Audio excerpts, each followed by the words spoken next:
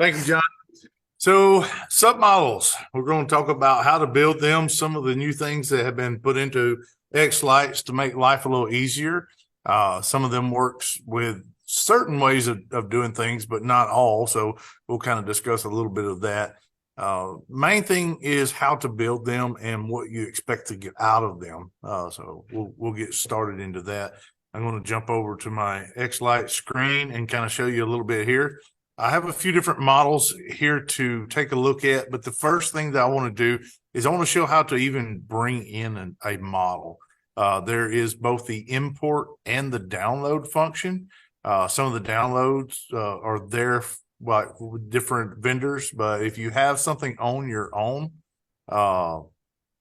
computer, you can just click import, drag in here, and then you can pick something that you want to bring in as long as you have an X model. This is the proper way to open an X model. You don't actually open them any other way. They are using something in here to do that. So I'm just going to click on anything here just to bring it in, just to show you how it's done. And again, you just import or download depending on the situation of the X model. So there's that. Submodels. So what is a submodel? A submodel is an area of interest within a model. And that area of interest can be built in a lot of different ways to get something different out of it. Submodels are pretty important for a model to make it do a lot, right? So if you just put an effect on the model, it will be limited, but you can also create submodels that will turn these effects into different ways of using them. So we're going to get into how that's done. If you click on one of your models, right now I'm clicking on this snowflake here, you come over to the model property window and you'll scroll down until you see submodels. If you click on here, click into three dots, that'll bring you into this dialog box. You can give yourself a little more space. If you click add, you're going to see your model pop up here, and you can kind of hover above the numbers here, and it gives you those numbers. And it tells you where you're going to go. But the way you want to build a submodel, there is a purpose for a submodel, and the way you build them is actually important. One thing is called ordered node selection. So when you build something, you want to build it a certain direction, and you want to keep that same elements going around the same way all the way around something. In this case here, I personally like to start at the bottom and work my way around, or vice versa. But you can do it however you like. But what we'll do is we'll mess with this, and we'll show you some of the new features in xLights. What I'm going to do is I'm going to start right here, and I'm going to pick this very first one. And you'll notice that the numbers pop up here, 95. I'm going to pick the next one, and 94. You see it's adding a dash here. I'll pick the next one, 93. What it's doing is it's actually adding these numbers as long as they are in order. But you'll also notice that it's going down, right? 95 to 93. That's because I am picking these in this order. If I were to just grab a bunch of these, you're going to see a bunch of numbers pop up, but they will be in numerical order. It doesn't mean that that's the way that I want them to be. So I'm just going to delete this, get this out of the way, and we'll start over. So I'm going to select this one. We're going to go in order. I want to work my way out. And I go to the end, and now I have a little short spoke. At that point, what I want to do is I want to add another row. And this is going to create a stacked submodel. So I'm going to grab these in the same order in which that we were doing this before. So this is the short one. This is going to go here, but I'm kind of running out. I don't have this end right here. So what I may want to do is I'm going to back up. I'm going to click back in here, and I'm going to hold my shift key, and I'm going to click and drag across that and get rid of it. Now I have these spokes arms are the exact same length, so they'll work the same way. So to actually grab one, you just click and drag across it, or to get rid of it, you hold the shift key and get rid of it. I'm going to add another row. I'm going to come around, and again, going in order, add a row, going in order, And you can see this can be a little tedious. Add a row. But it's important to get these right, because what happens with the effects can happen in the order in which we are creating these nodes. What I'm going to do is I'm going to stop right here. I'm going to create one more row, and I am going to create it backwards. And you're going to see. Now I'm going to create one more row, and I am going to pick just out of order.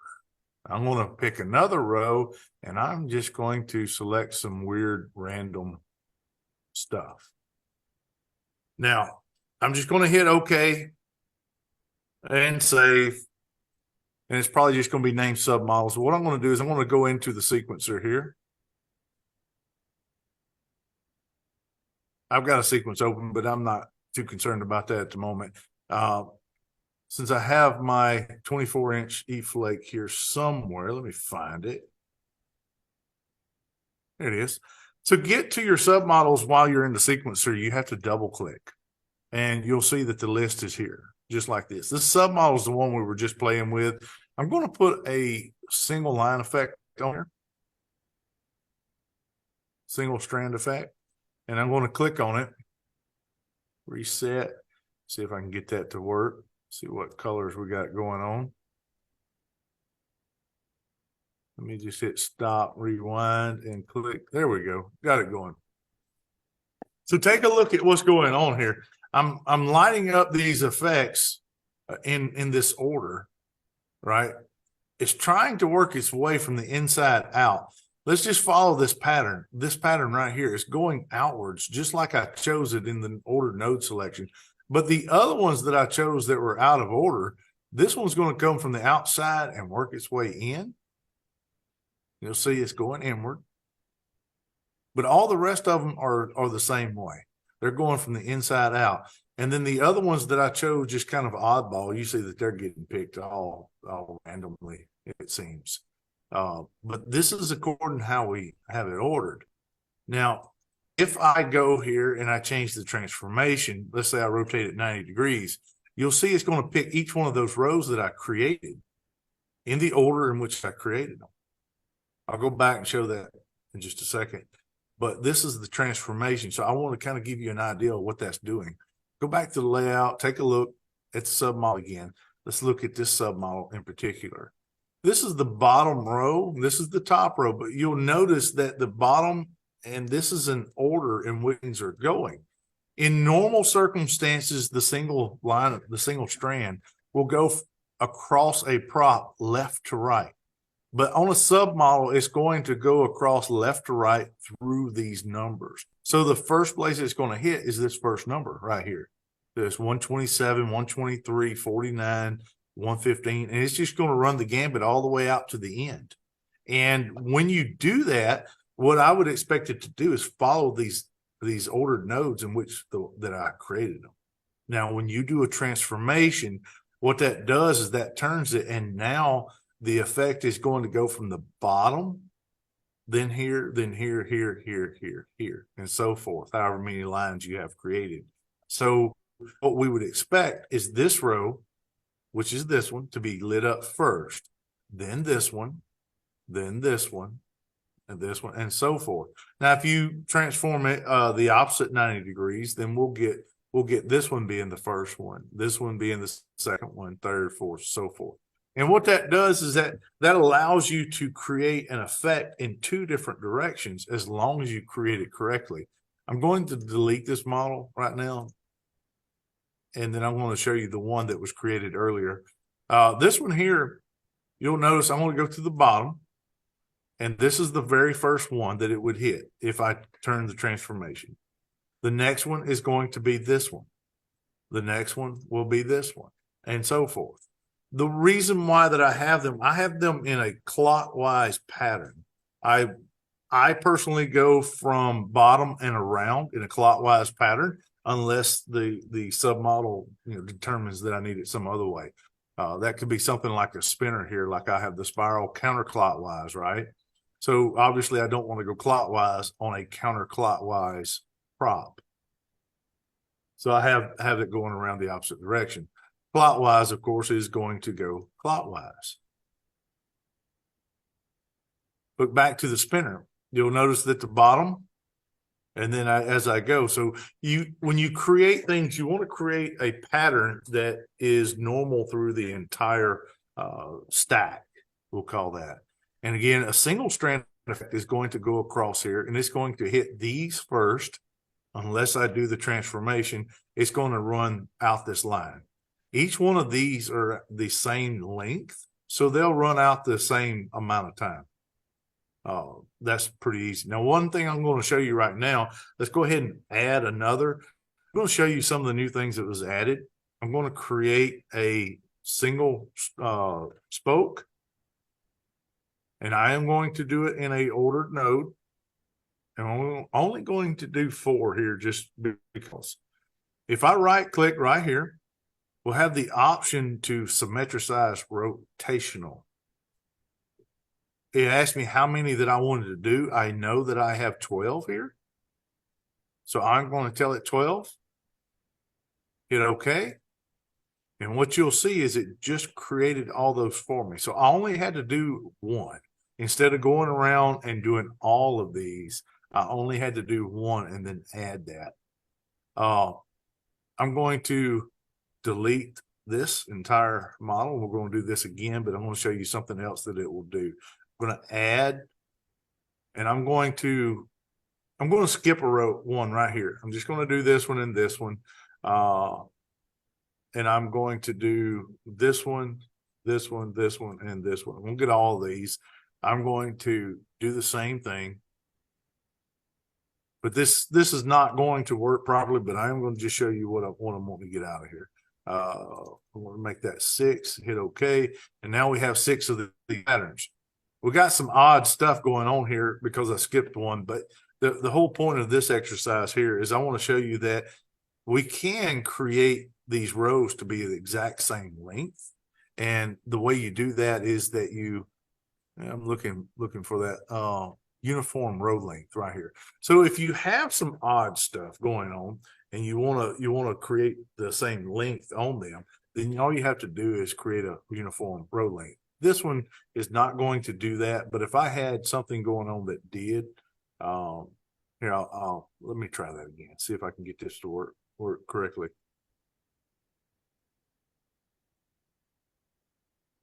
Add. I'm going to just do this one really quick. Right click, symmetricize.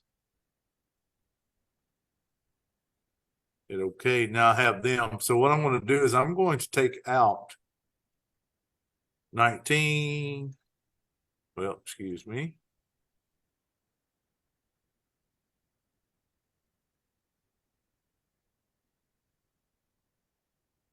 Now, obviously, I'm taking out some of these, so the rows are going to be odd shaped. And if I were to right click this and make this, let's see, uniform row length, what it's going to do is it should add some commas to this. It doesn't seem to be working at the moment for this setup. I may have something else done wrong. But usually what will happen is it will add some commas in there and take up some spaces. And that kind of brings me to my next point. If you want to take up space, there is ways to do that. I want to kind of show you on another model that. Let me cancel this. Here's an outline of a tombstone. And what I've got going on here is a little different. I just want things to work a certain way. So to do that, I'm going to use some spacers here. Here's the arch, and these are the same numbers of pixels through here as it is on the outside, so you would expect everything to work a certain way.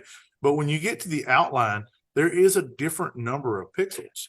And what I've got going on, if you'll notice right here, I've got an exclamation points here. So exclamation points, extra commas, zeros, those will take up some space. And I want to explain what's going on here. So if I put a single line effect on here, the first thing that's going to happen is it's going to hit the 1 and the 100. So I'm going to show you the 1 and the 100. The next one it's going to hit in the order will be 2, 3, 4, 5, 6. So it's going to go 1, 2, 3, 4, 5, 6. This one is going to go 100, 99, 98, 97, 96, and then it's going to hit this one where it says 95. Now, if I were to do the math and count it over, what that does is it's going to stop me right here because I have these extra exclamation points. It's going to allow this one to run 2 more times. 1, 2. And now it's lined back up, and the next ones that it will do will be these 2. So it's going to align it for me. Instead, if I hadn't done that, what would happen is it would run through here, and then this side would outrun this side, and it wouldn't be symmetrical, and it wouldn't look as good. So creating some spacers here are allowing these things to catch up. I'm going to give you another example of that. Take a look at the spiral X. Okay, let's go into the submodels again. I have a double spiral.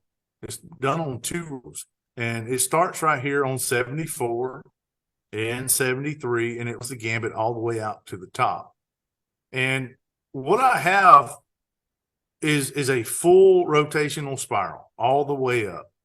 But there are some times that I want just the front, and I want it to be timed with the back just in case that I want the effects to go across them at the same time.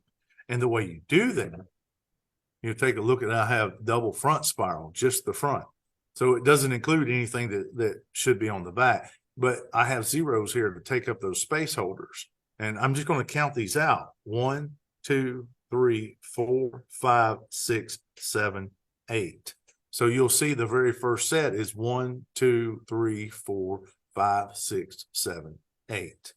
And what that will do is it will allow the effect to run through the zeros at the same time that the main spiral will be running through as well. So you can put 2 different colors on it, have them run at exactly the same time. And the whole point of that is to get a little bit different effects. And sometimes models or submodels are good on their own, but sometimes you want 2 different models to work together. And the way you would do that is by creating some of these things that do that. I'm going to show you another case that I'm using that on.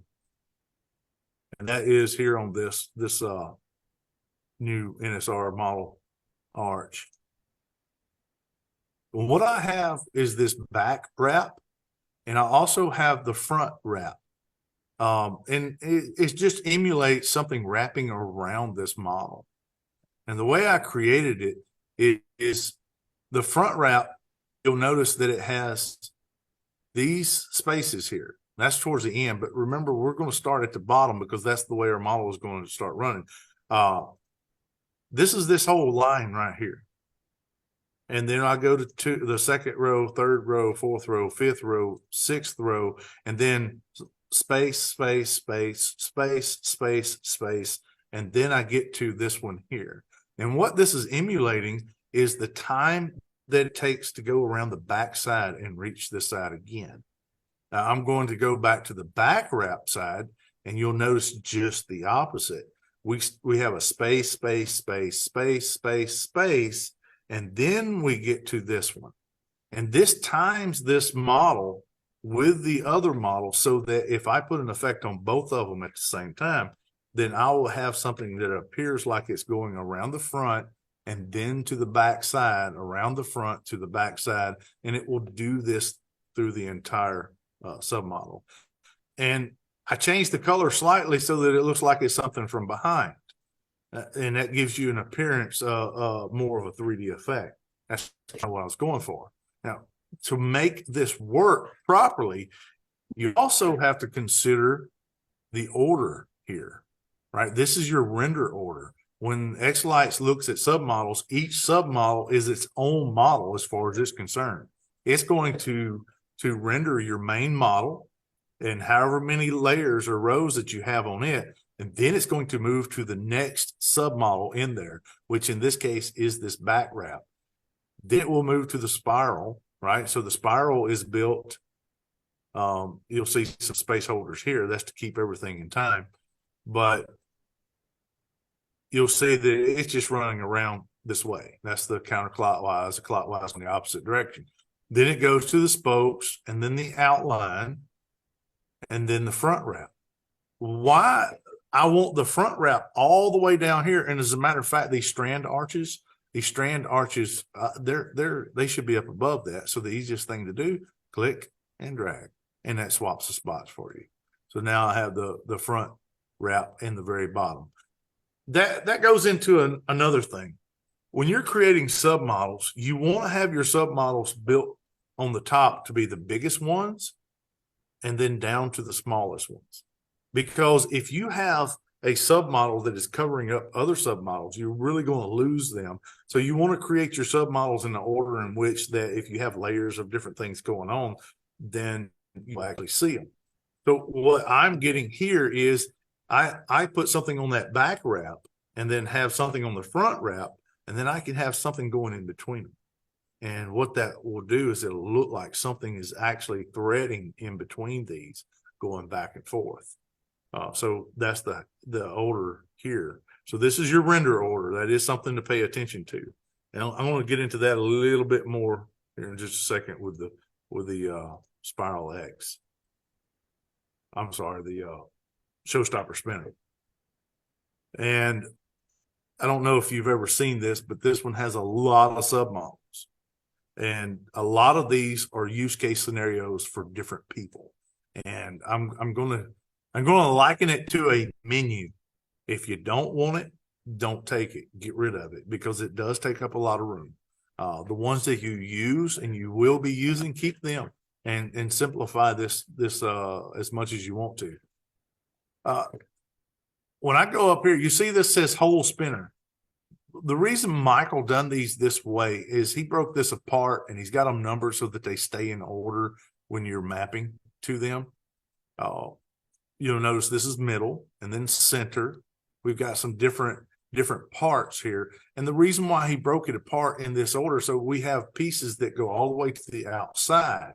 And then if we go down here, we have smaller ones, the different parts, so that they won't actually cover up the other pieces. So you can put layers and layers and layers as you go down, you'll get more and more things building up on this so that you're not just having one effect because it is covered by the entire thing. So this is a render order, and it's actually very important to keep these in the direction that they need to be without covering stuff up. Are there any questions so far? I'm fixing to move into another part of this. Jackie, when you had the blank and you had the asterisks, that was one for each of the pixel in that row that you wanted to blank, right? Yep, that's exactly right. So what happens is that you're going to create a something that goes through and you're filling in a gap.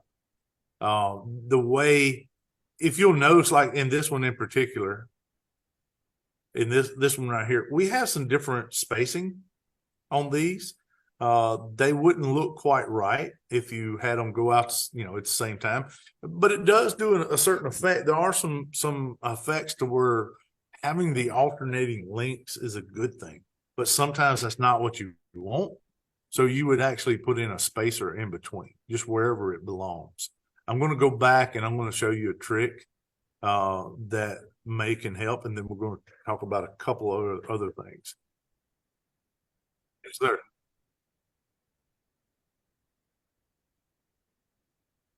So the zeros are the actual spacers. An extra comma is a spacer. So it'd be two commas in a row. One comma is just a split between, one pixel to the next. But if you have two, it will actually create a spacer. So exclamation points, zeros, things that are not actually, pixel numbers. So on the spiral arches where you had the zeros, and you're calculating how the zeros are going to help the effect, do the zeros consider time? Do you have to consider exactly. that? That is a time use, right? So what it does is, like, if I go into here, the effect is going to go across here, and I'll go ahead and go into this part so this will make a little more sense. The effect is going to go here, then here, then here. These are frames. right? So first frame, second frame, third, depending on how slow you go, but you can keep going. These right here is just spacers, right? I could probably just put one here and it would have been just fine. But I just put the same number of commas as there are pixels in each one of these sections, just to make it, evenly spaced. I want it to be evenly spaced up and down, left and right, and all that other thing.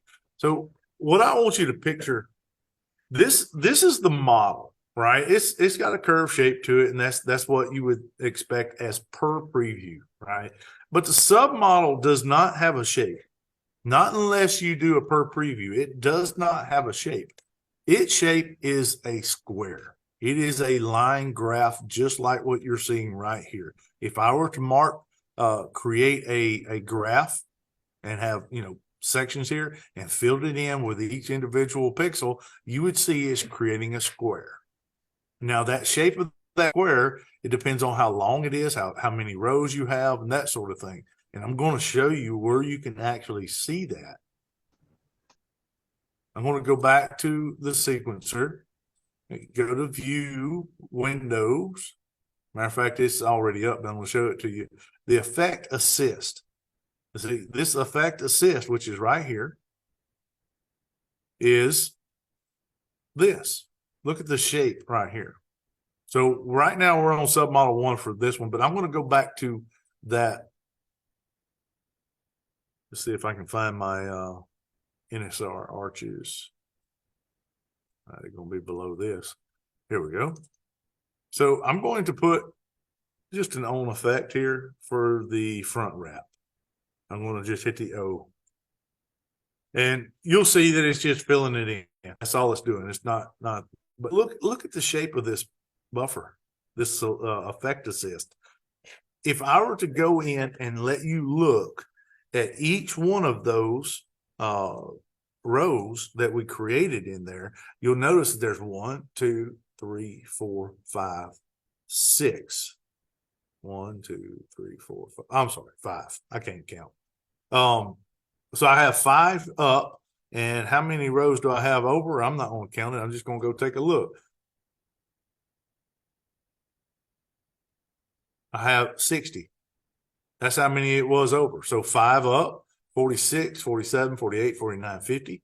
That is 5 over on each one of these, and it's 60 up. That's the shape of that buffer.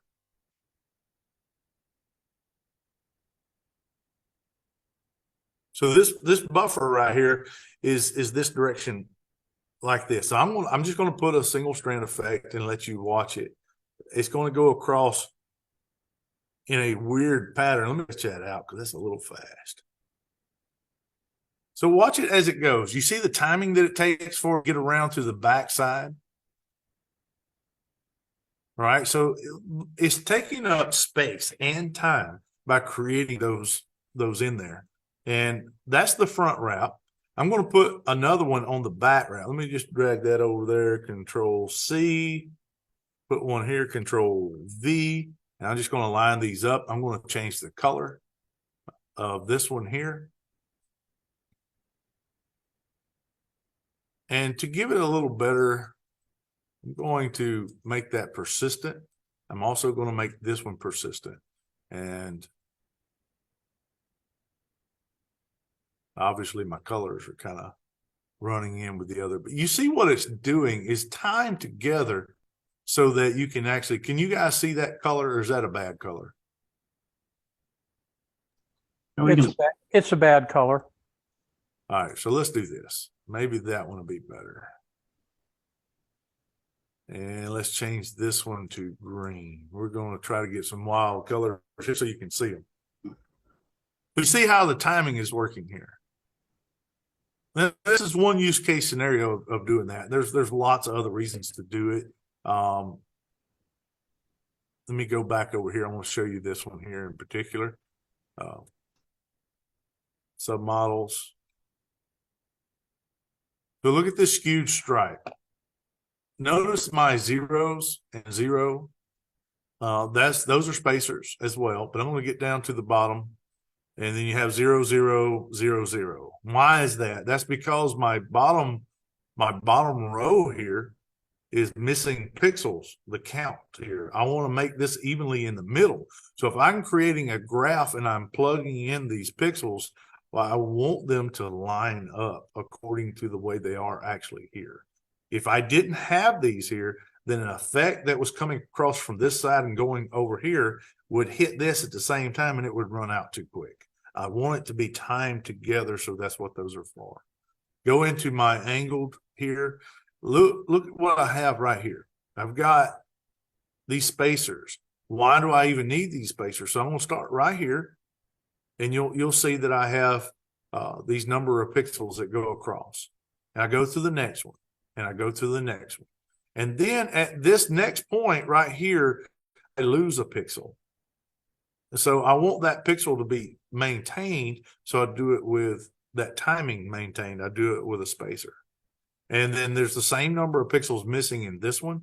And then all of a sudden, I'm going to drop 2. So I'm going to go here. It drops 2. Then I drop 3, drop 4, drop 5, drop 6, drop 7, 8, 9, and 10.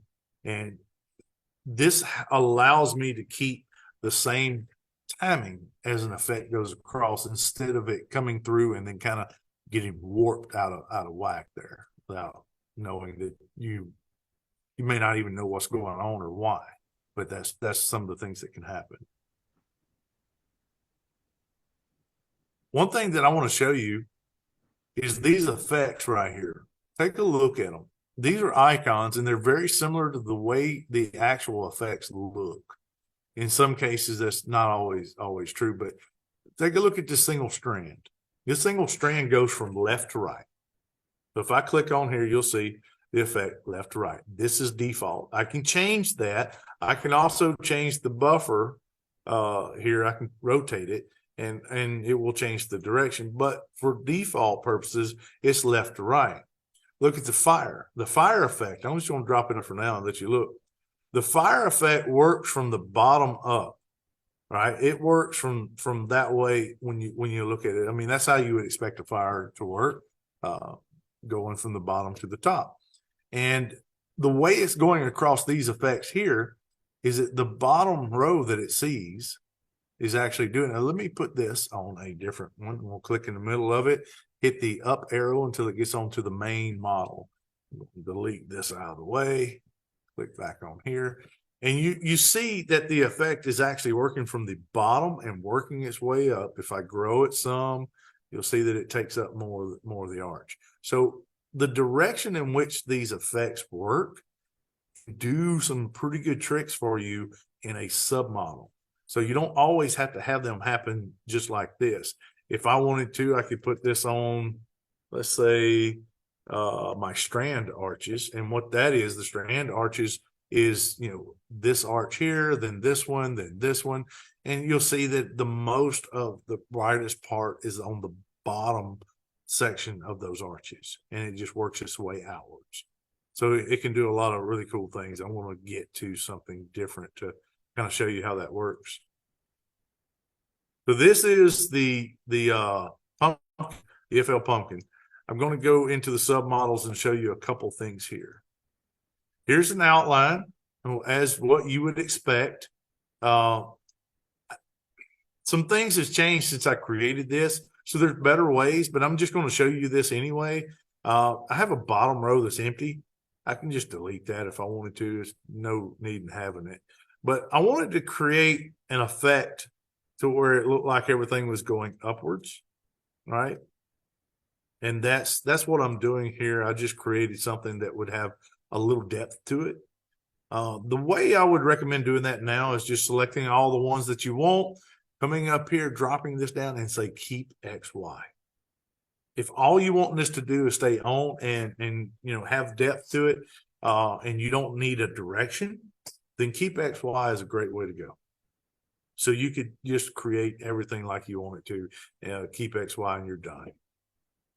Default, it works great for a lot of things. Now, I've created a couple other specialized effects here. Here's the jack-o'-lantern fire effect. Here's the face effect. Here is a fire effect. And then the stem, which is this top portion, and then the tongue. I'm going to start on the tongue. Look at the bottom here. You can see this is the bottom. This is, you know, working my way in. So if I put a single strand effect and turn it, put that single strand or even a bars effect, it will make that tongue look like he's sticking it out. So this is what it's designed to do, is make it look like, if I wanted to just turn on, I could create one row and do a keep XY and that'd be fine. But I wanted it to look like it's moving. So I'm creating these rows here, these stacked layers to give it that appearance. And what I would end up doing is rotating my transformation probably counterclockwise 90 degrees to get it to do that effect. Now, what you also notice is that my naming convention here. My naming convention is telling me exactly what I want to put on here. It's just what works for me. If you're going to create an effect that's specific to a certain effect or a submodel that's specific to a certain effect, name it that to remind you what it is. In this case here, I have the fire effect and I also have a face effect. As far as I know, I'm the only one that's doing the face effect on a submodel. And this one here was done in a certain way that I can't really go into, but there's some easier ways to do it. If a person really wants to know, I'd be more than willing to help you on that. The fire effect, specifically designed just for the fire effect to put on there. I want to show you what it's going to do when I get there. The stem and the tongue. You see the stem is also in layers. I could have just as easily done it on one row and done XY. So let me show you a little bit about these effects, what they do, these submodels.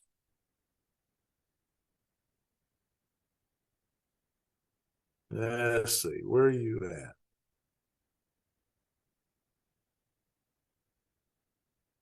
at? So here's my pumpkin. I've got a couple things going on. Matter of fact, I'm just going to delete them all. And I'm going to put the fire effect. Imagine that. Everything is in alphabetical order up here, except for the off and on. Put the fire effect on here. And what you're seeing is the way I created that submodel. The bottom line is this center section right here inside the mouth to appear like a candle or a light inside of his mouth.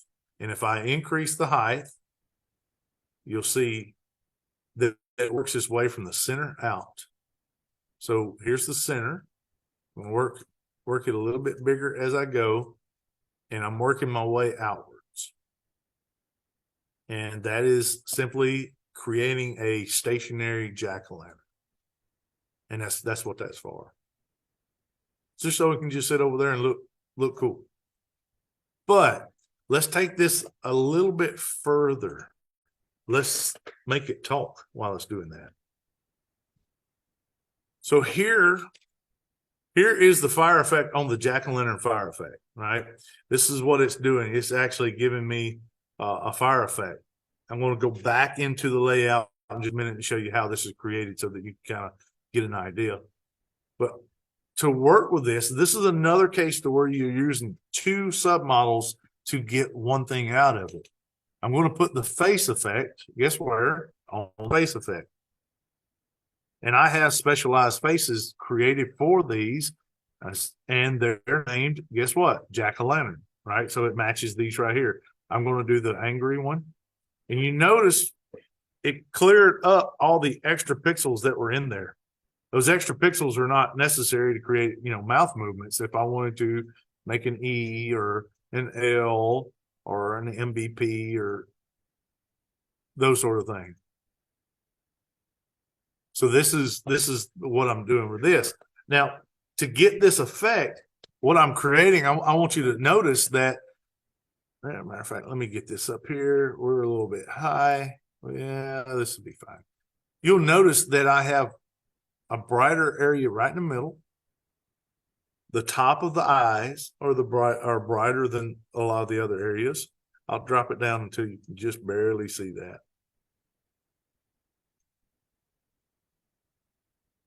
And in my mind, what I'm doing is creating an area that has a central light source right? So this would be the brightest area right here, but it would also be shining upwards, and it would reflect off the top of the eyes.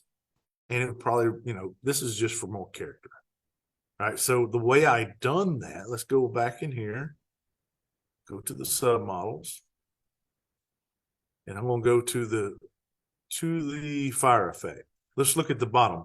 And as you can imagine, the very center here is the brightest part of the fire effect. And then I'll slowly work my way outwards. And then there's going to be a point in time to where I skip down and get some other stuff brighter. Take a look right here. Back up a little bit. You see this one here are starting to light up too, because I want it to light up earlier than the rest of the stuff around it. But we're still growing. And as we grow, I'll get to a certain point. These tops of the eyes, I have a lot of different shapes, so I included all of them in this. And the same thing as the top of the nose opening.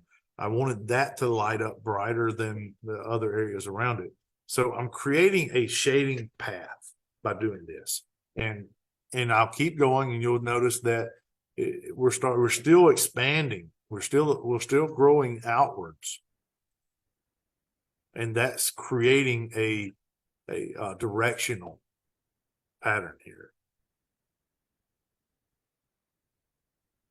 Go back here and you'll kind of notice, you'll see the top of the nose is brighter, but these are brighter, and then this area right here is also brighter. And that is due to the shape of the actual buffer of the submodel. And here it is right here. This is the shape of the submodel right here. Now, watch what happens. I'm just going to play around, and it's going to kind of screw things up, but I'm going to change the transformation. The main thing I want you to see is the shape of this. It's going to stay the same shape, but it's just going to turn.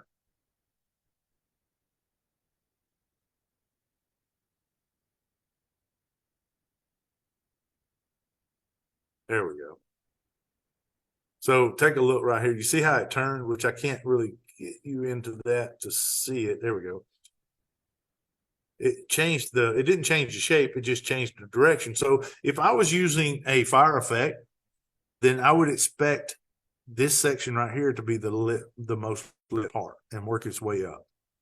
And I'm going to increase that height, and you can kind of see what we're doing. You'll notice that the outline right here is probably this bottom section. But let's change this the other way. And this, you'll notice it kind of works its way in. All we're doing is rotating this buffer, and that is the direction of those pixels that we have allocated in the submodels. Get this back to none so that it's the way we wanted it to work. Any questions so far? Can you elaborate for a newbie here just a little bit of the effect assist, what we're really looking at? So the effect assist, right? This is not the only purpose of the effect assist, but for right now, this is really all I want to go over. But it's the shape of your buffer, right? So let's picture this, right? This is your single strand. It goes left to right. That left to right is going to go from this section over here. That's really what it's telling us at this moment. There are some effects that you can actually put on that you can actually draw. So you see the effect assist here? You can actually draw and do some different things. I'm not going to get into that because I'm definitely no expert on that, but there's very few of them that do it. For the most part, it can show you the shape of your buffer.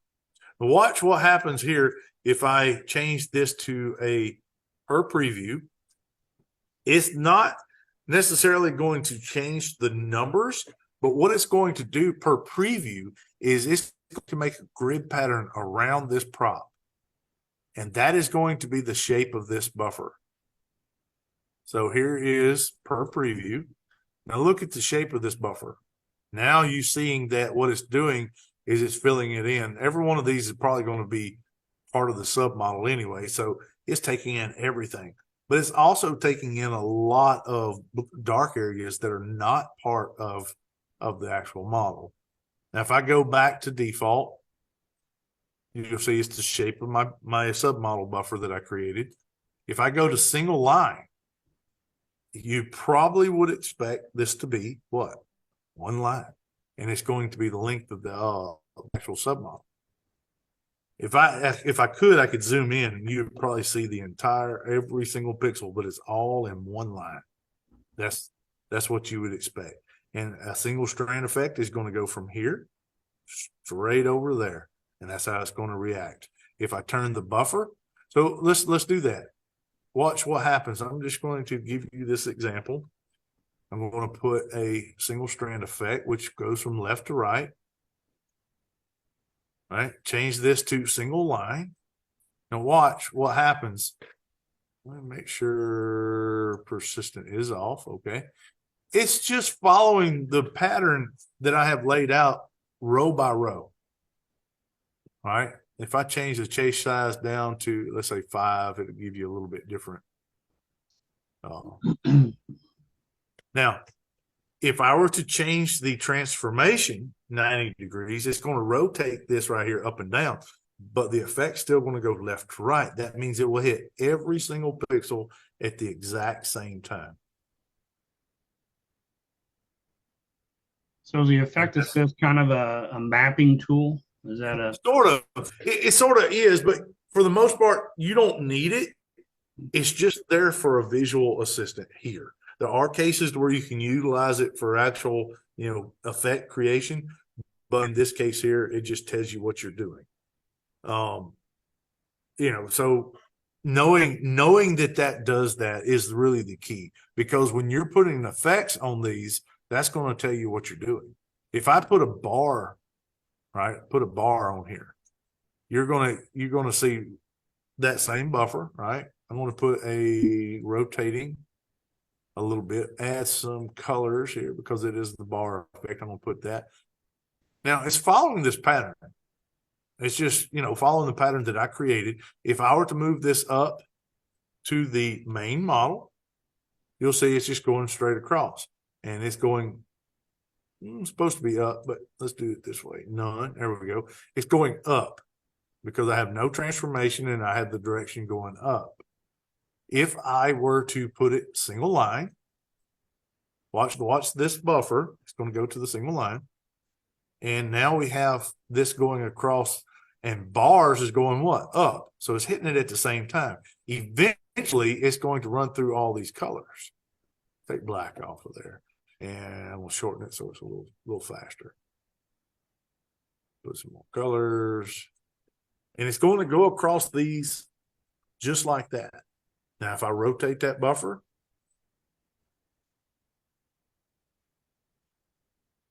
you're seeing the bars effect go through the gambit of the actual main model, but it's doing the wiring pattern and nothing else. And what we want it to do, if we want to do a different pattern other than the wiring pattern, then we create a submodel and do it just on the outline.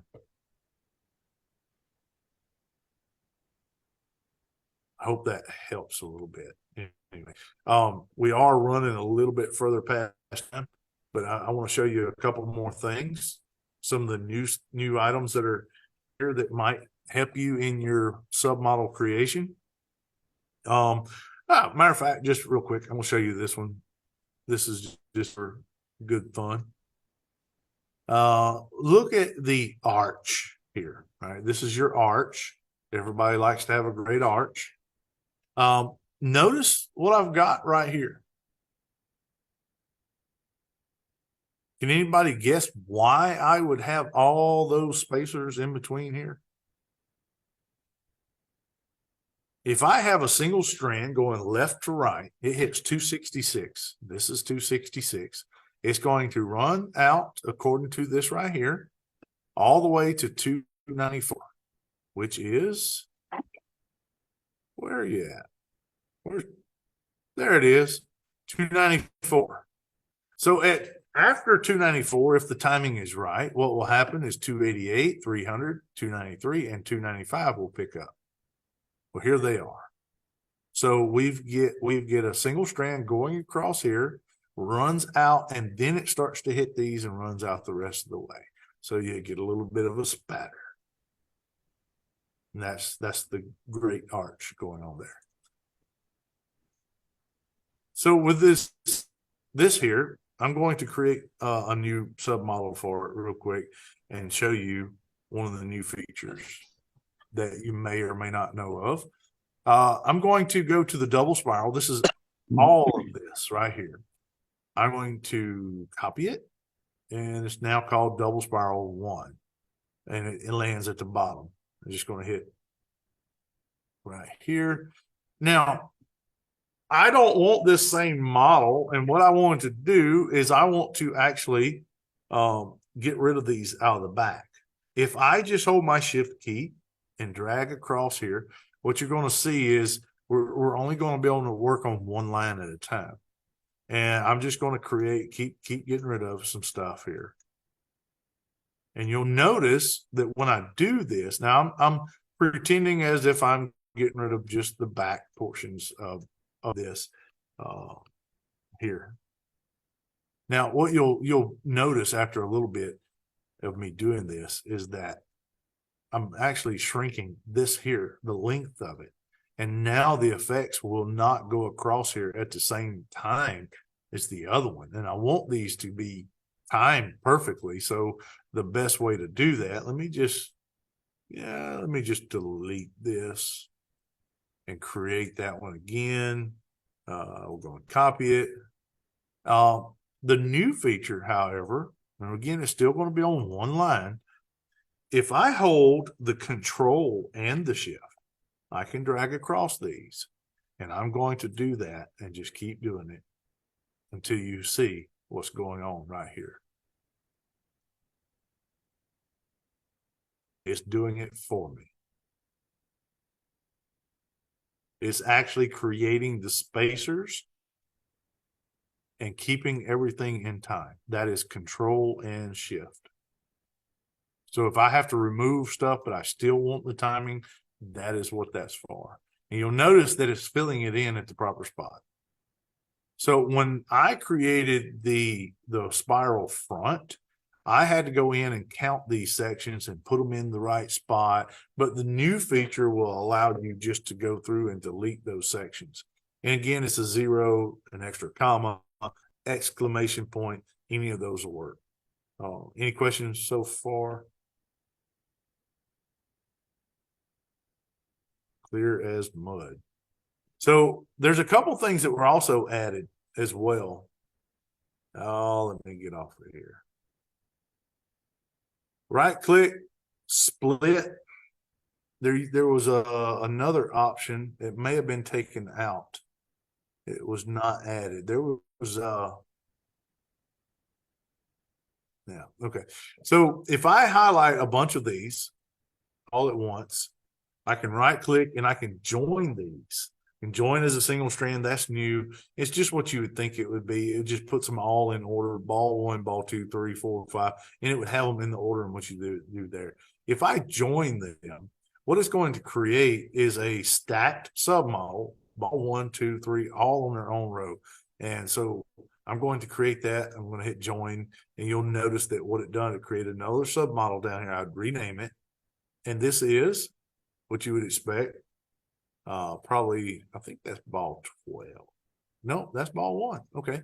So there's ball 1. And then in the submodel, this is ball 1, 2. It just put them in the order in which this is put in. If I wanted to change that, I come over here and I can reverse the rows. And now ball 12 is on the bottom and ball 1 is on the top.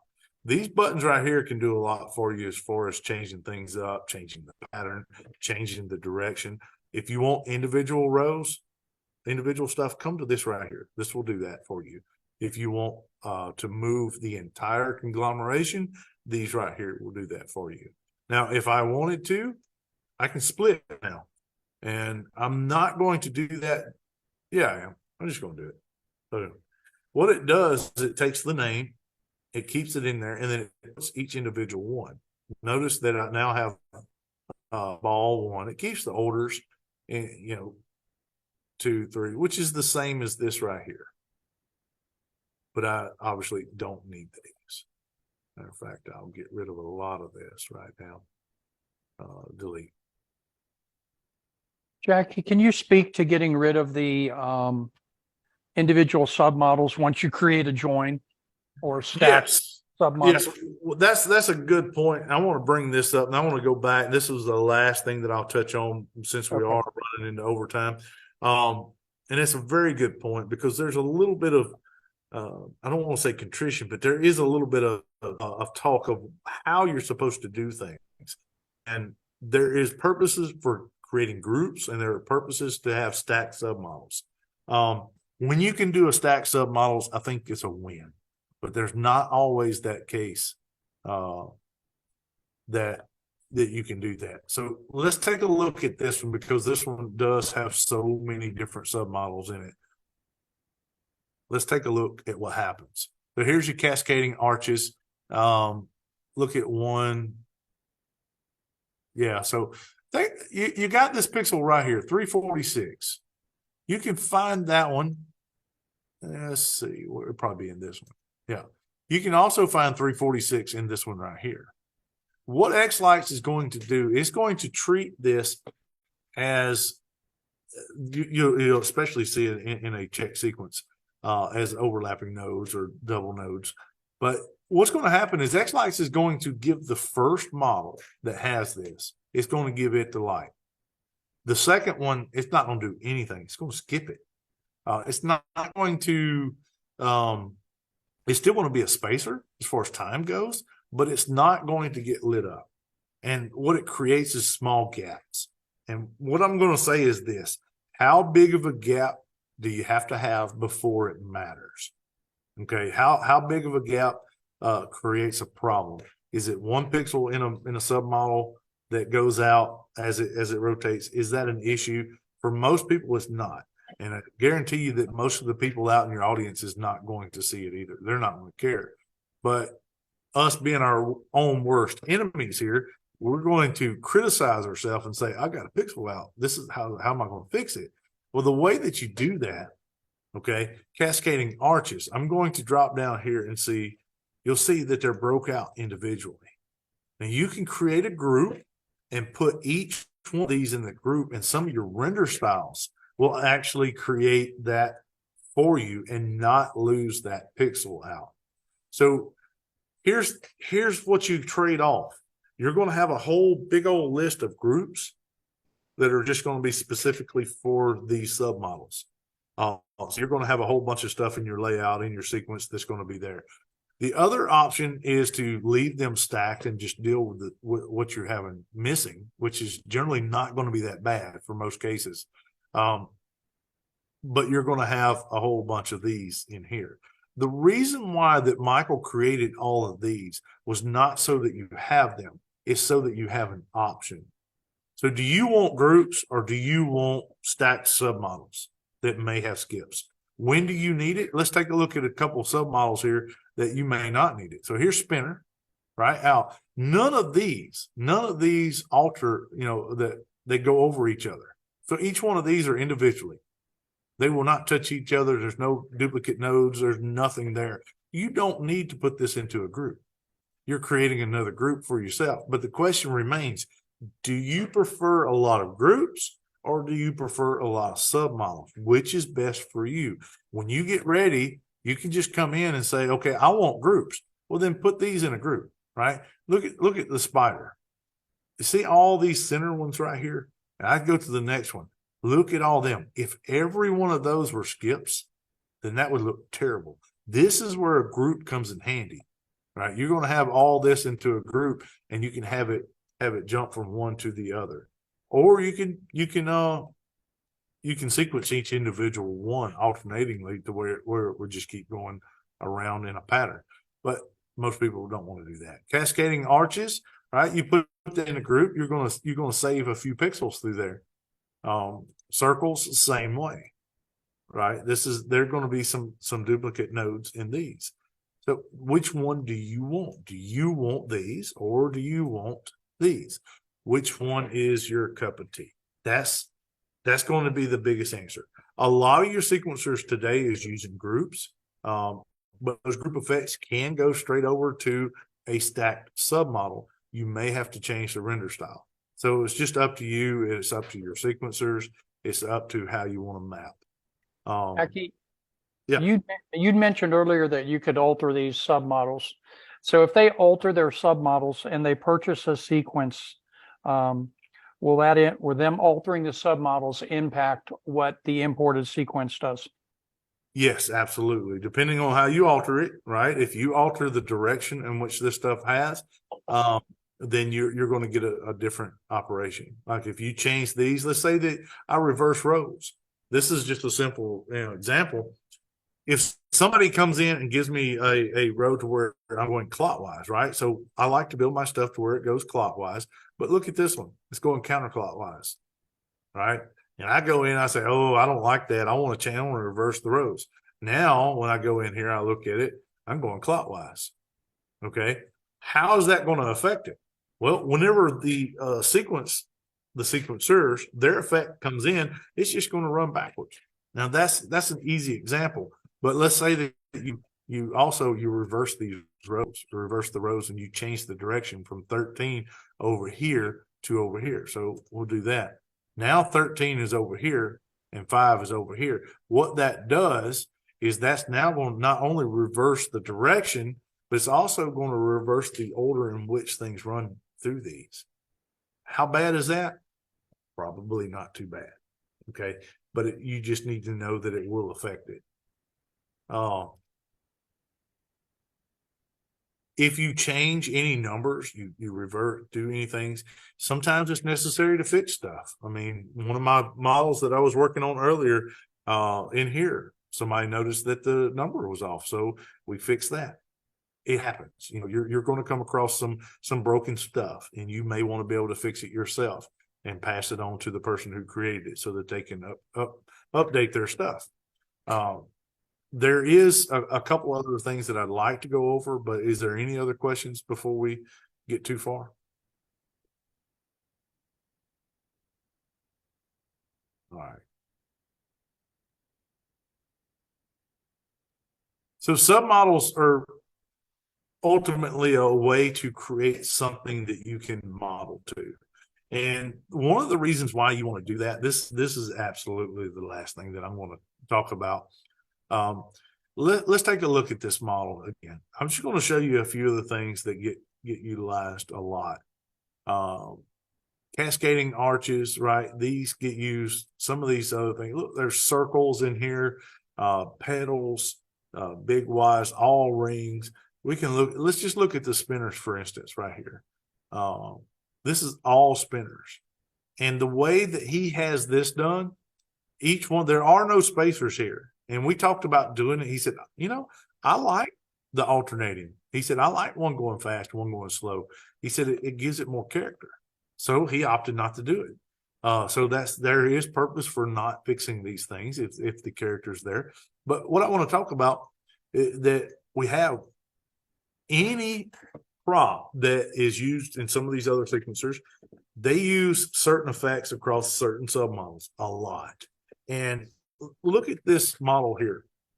It has the swirl left and it has a swirl right. Well, that's pretty easy to recreate. So let's talk about mapping effects. I want to go back. I want to go to this one right here and let you take a look at it. What we're going to do is we're going to create effects that we can map from other stuff. Let me get rid of this one because I know it was just a mess up. Look what I have here. I have a spiral CW, right here. Take the space here that I have. I can map the effects from that swirl left or swirl right. As a matter of fact, if I wanted to create and rename this swirl left, swirl right, I could. And that would make it simple. So if you had a favorite sequencer that used, say, the PPD wreath, and you wanted to mimic some of the submodels out of that PPD wreath, you could. You can create a submodel that is very close.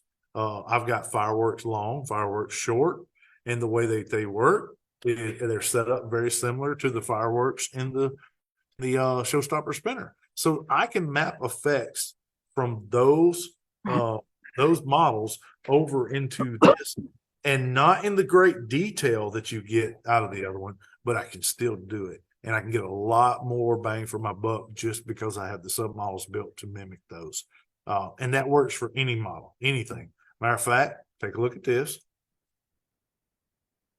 Here is this one. This is a totally different prop, different shape, different everything. But if I go into the submodels and you take a look, I have spiral CW here, right?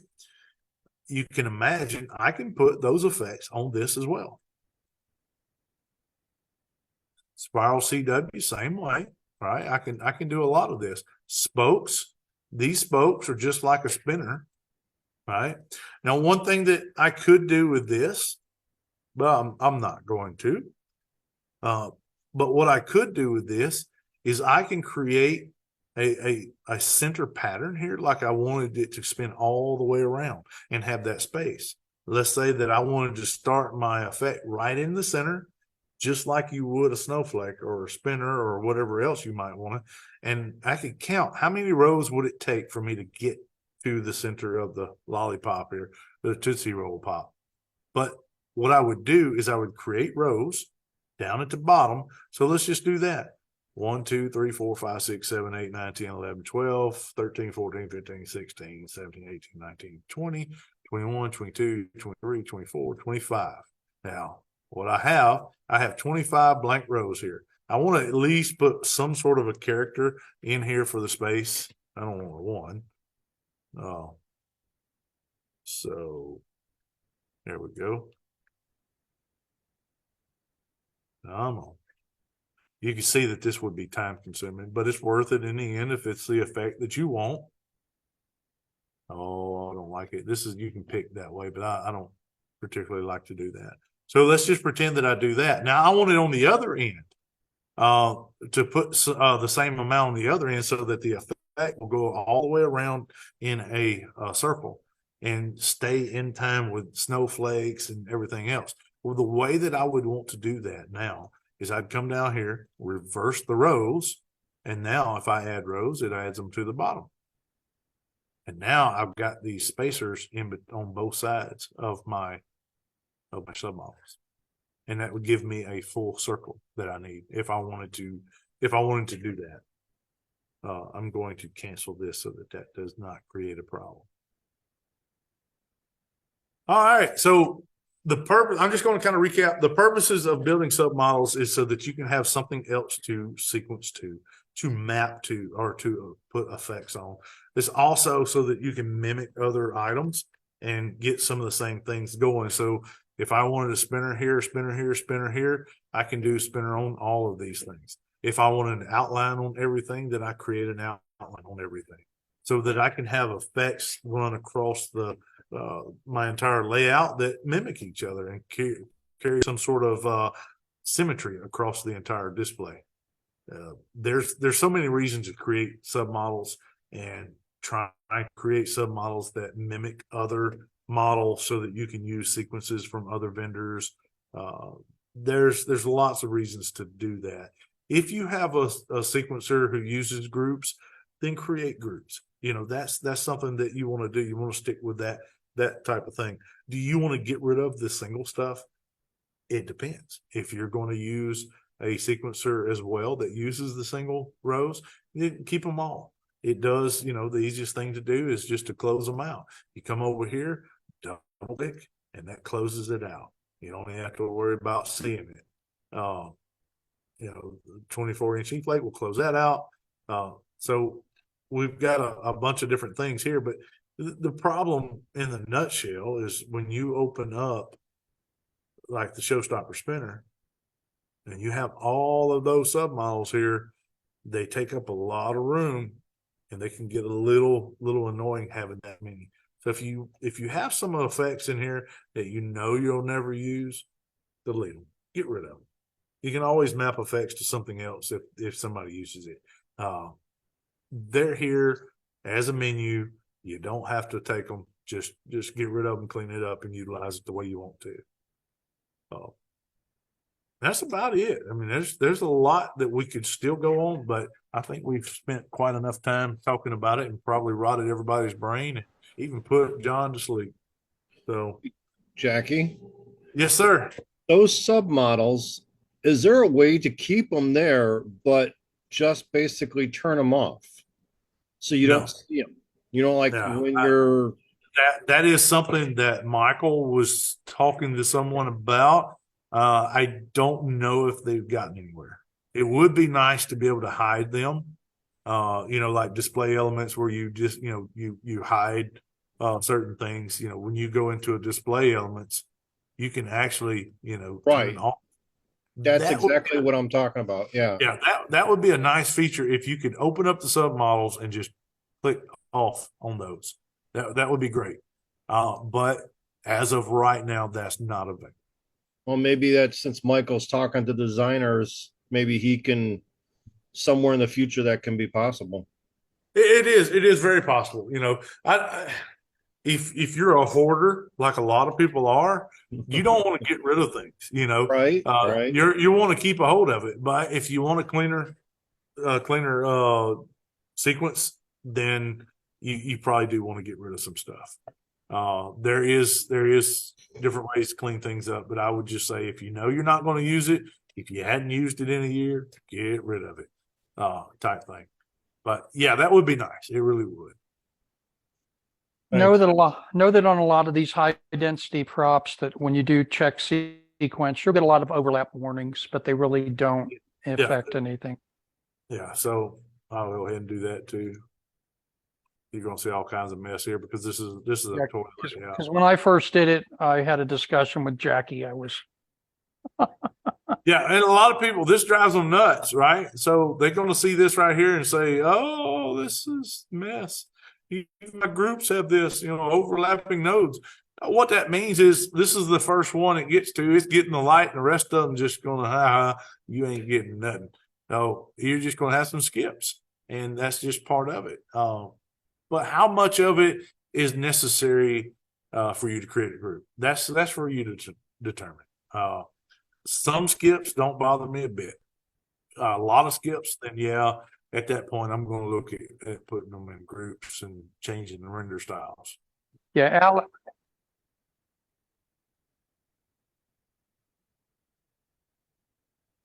Oh, you can. I honestly, I didn't know that. Yeah, you can shut part of it off in your preferences. Oh, that's good. That's cool. I did not know that. Yeah. But that's up. I guess that's up to the person on what they want to do. Sometimes it's nice to know. But yeah, Where can you get that's these all props? I'm going to go over. Where can you Which get one? these These fantastic props? Oh, these props are available exclusively. Well, not exclusively, but EFL-Designs made them first. And you can also get them in Australia through Troy at ELD. And in some cases, you can speak to Model and get some things. So if you're interested in any of this in Canada, we are worldwide. Any other questions on submodels before we kind of call it quits? Because this has been a lot of information pretty fast, and I'm sure that 90% of the stuff at the very beginning of this is already gone out the memory dump. So if you do have some questions, I will be around for a little while.